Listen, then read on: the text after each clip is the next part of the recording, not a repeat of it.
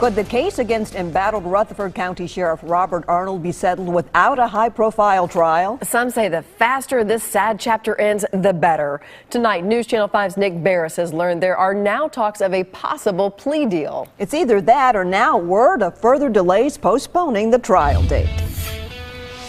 They're ready to move on. Sheriff Robert Arnold is stripped of all his powers. He's behind bars, and county leaders are already working on finding a replacement. But hanging above it all, Sheriff Arnold still has to stand trial here in federal court in February.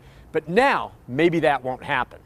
For now, Arnold remains in detention in Kentucky. He, his sheriff's office administrator, Joe Russell, and his uncle, John Vanderveer, all await trial on a 14-count federal indictment.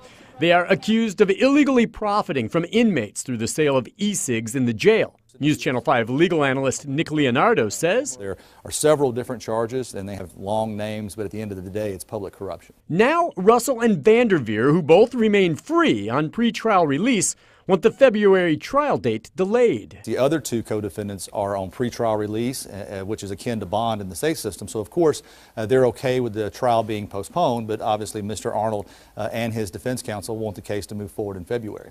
If the delay is granted, Arnold could ask to have his case severed from the other two.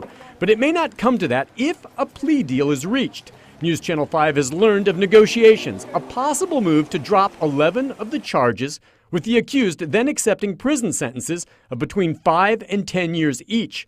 A sticking point? All three would have to agree to the deal. If you have to have all three plead guilty, chances are if it involves jail time for the other two who are on pretrial release, they may just want to take their chances. You need to remember that plea deals are fickle. I'm told that the U.S. Attorney has a strong case against Sheriff Robert Arnold. So unless he agrees to exactly what the feds want in these negotiations, it's very likely he will still stand trial in February here in federal court. In Nashville, Nick Barris, News Channel 5. The assistant U.S. attorney has filed a motion asking the federal judge to hold a hearing later this month on whether to grant a delay on Arnold's corruption trial.